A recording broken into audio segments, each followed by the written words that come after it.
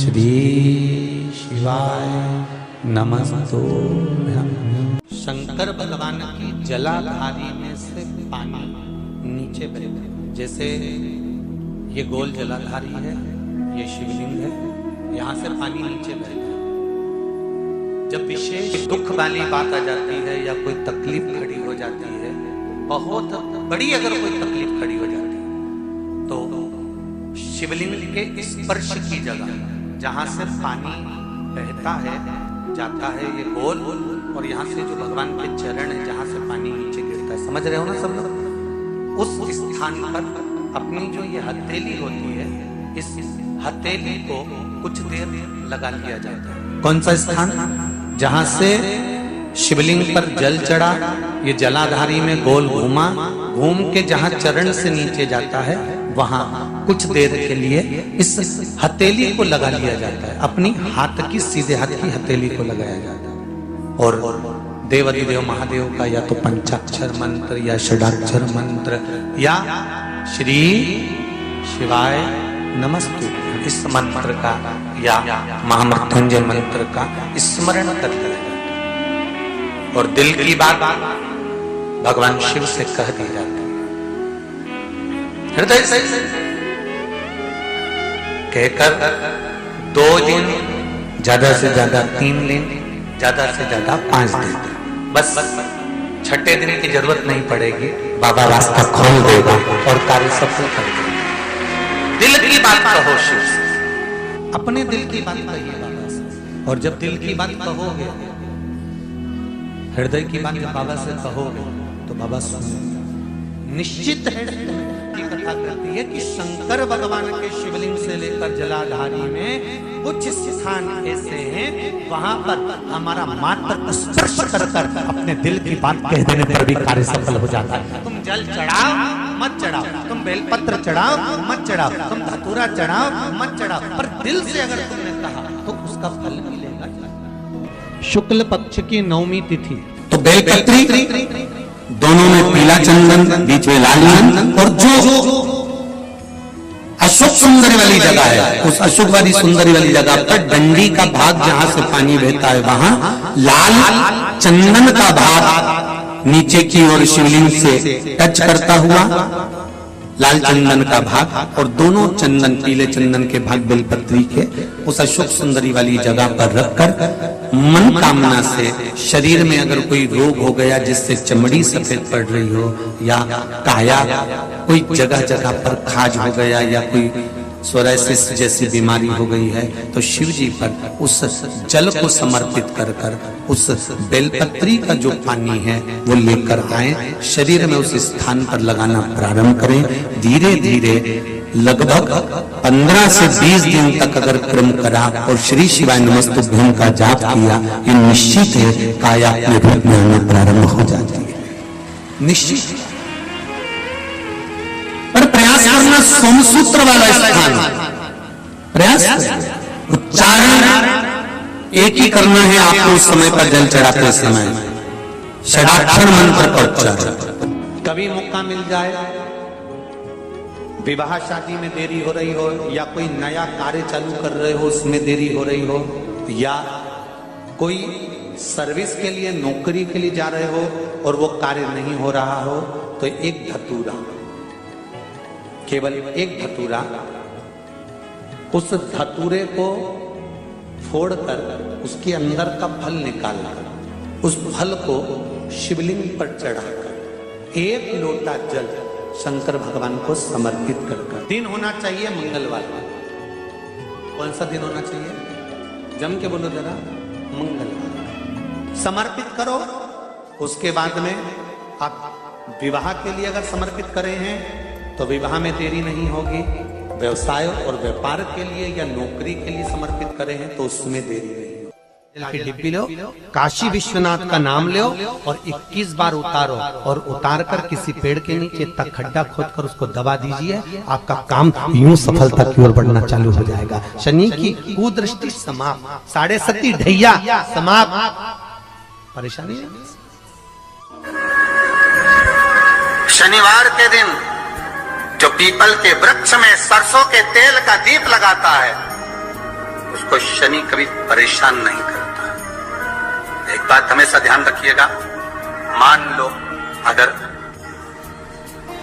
कोई भारी रोग ऐसा शनि महाराज के कारण हो गया हो, अच्छे काम करते करते उल्टे हो रहे हैं, होते हैं किसी किसी के साथ में, विपरीत परिस्थितियां आ जाती है, अच्छा करने जाओ बुरा हो जाता है, अच्छा कर्म करने जाओ बुरा हो जाता है। तो पीपल के वृक्ष की जो छाल होती है, छाल देखिए, पीपल के वृक्ष में जो छाल लगी होती है, उस छाल को घिसकर चंदन बनाकर भगवान शंकर का स्नान कराकर, अभिषेक कराकर, पूजन कराने के बाद में पिपलेश्वर महादेव का नाम लेकर, कौन से महादेव?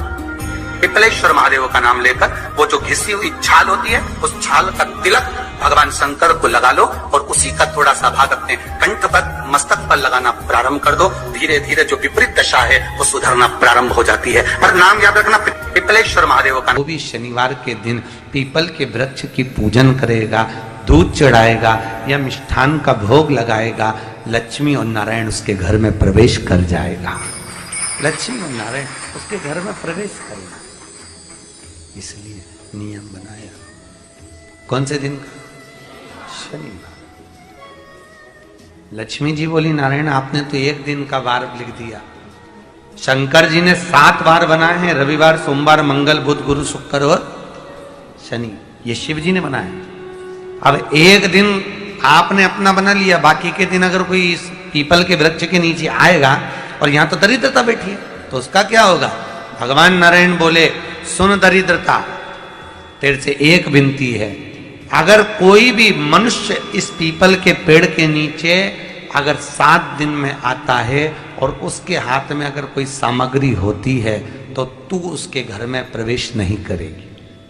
नियम है पीपल के वृक्ष का, या तो पानी का लोटा लेकर जाओ, कुंकू का चोपड़ा लेकर जाओ, शक्कर लेकर जाओ, या पेड़ के नीचे चींटी को डालने के लिए आटा ले जाओ, पर खाली हाथ पीपल के वृक्ष के नीचे कभी मत जाओ, कभी नहीं जाओ। खाली हाथ जाओगे तो दरिद्रता तुम्हारे घर में प्रवेश करेगी। दरिद्रता उठकर खड़ी होकर बोली, नारायण तुमने अपनी मनमानी करी है, एक दिन मुझे भी मेरा चाहिए।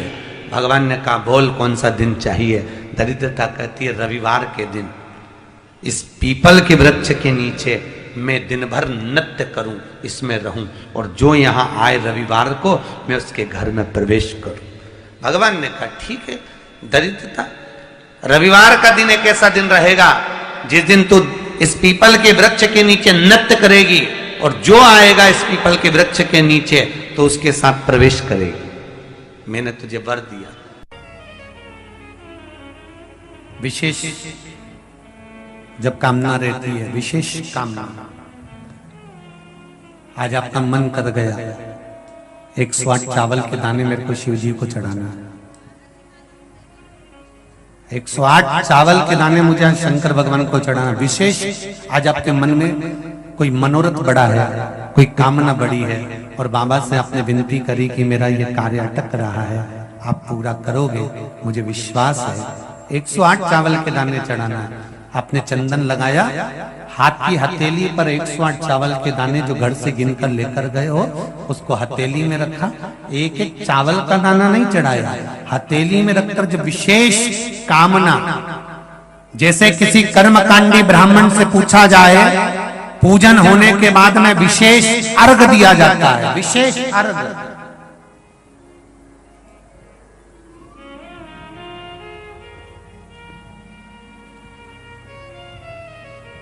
उसी तरह विशेष कामना के लिए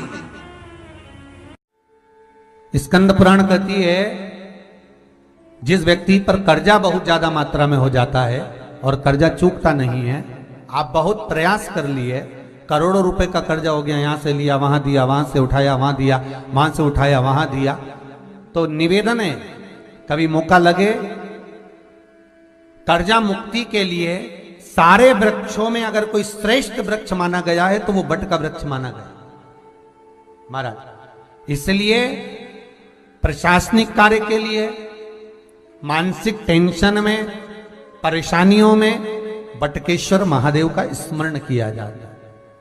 और यदि निवेदन करूंगा बहुत ज्यादा, यदि आपको कर्जा हो गया है, बहुत ज्यादा कर्जा हो गया और वो कर्जा चूक ही नहीं रहा, तो थोड़े दिन बड़ के पेड़ के नीचे आप बटकेश्वर महादेव के लिए 1 लोटा पानी, उसमें थोड़ा सा पिसा हुआ चावल पीस के गला लेना चावल को और पीस लेना, पीस के उस पानी में मिला लेना और मिलाकर उसमें थोड़ी सी हल्दी पिसी हुई डालकर बटकेश्वर महादेव के नाम से बड़ के पेड़ के नीचे अपनी कामना कर कर जो कर्जा हुआ है उस कर्जे का भान देते हुए, स्मरण देते हुए छोड़ दीजिए। महाराज 2 या 3 सोमवार एक ही जगह पर करना, 3 सोमवार बाद वहीं से बड़ के पेड़ की थोड़ी सी जड़ उठा लाना और उस जड़ को एक कोई धागे में बांधकर या तो अपनी गले में डाल लो या अपनी जेब में पटक लो, उसको थोड़े दिन पटक कर रखना, लगभग 2 से 3 महीना पटक कर रखो। वो जड़ जैसे बड़ का पेड़ विस्तार होता है, पानी गिरे ना गिरे, जल वृष्टि हो ना हो, गर्मी पड़े ना पड़े, उसको कोई फर्क नहीं पड़ता। बड़ का वृक्ष आप रूप फैलता जाता, उसकी जड़ें अपने आप प्रबल होती है। उसी तरह ये बटकेश्वर महादेव कहीं से भी अगर जड़ आपके पास में रखी है 1 महीना 2 महीना 3 महीना तक, तो ये जड़ अपने आप लक्ष्मी को पकड़कर खींच कर लाती है और कर्जे से मुक्त कर दे। बटकेश्वर महादेव का स्मरण सुख का देना हो। बटकेश्वर महादेव, जो व्यक्ति पथभ्रष्ट हो जाए, जैसे मदिरा के नशे में पड़ गया, कहीं जुए में पड़ गया, कहीं मांसाहार में पड़ गया, कहीं व्यसन में पड़ गया, कहीं गलत काम में अगर कोई जा रहा है, तो श्रम्भेश्वर महादेव के नाम से काली तिल भगवान शिव को समर्पित करी जाती है। महाराज काली तिल को वापस उठा कर ले आते हैं, उसी काली तिल को जो मदिरा का नशा करने वाला होता है या जो गलत व्यसन में डूबा हुआ होता है, उसको वो सुबह के समय अगर नहीं खाता तो भोजन के साथ उसको दिया जाए। श्रम्भेश्वर महादेव। एक बेलपत्री का भी बहुत अच्छा प्रयोग है श्रम्भेश्वर महादेव का, मदिरा पीने वालों के लिए, मांसाहार, व्यसन में, जुए में, पेशावृत्ति में, पर नारी में, गलत जगह पर जो डूबे रहते हैं उनके लिए। पहले की कथा में उसका वर्णन किया है बेलपत्री का। श्रम्भेश्वर महादेव, एक बार सब बोलेंगे, कौन से महादेव? श्रम्भेश्वर महादेव। फिर जम के बोल लो एक बार, श्रम्भेश्वर महादेव। जब हमारे घर में क्रोध बढ़ता है या कोई गलत कार्य में जाने लगता है, तो श्रम्भेश्वर महादेव का हमें शरणागति लेना चाहिए, श्रम्भेश्वर महादेव का पूजन करना चालू करना।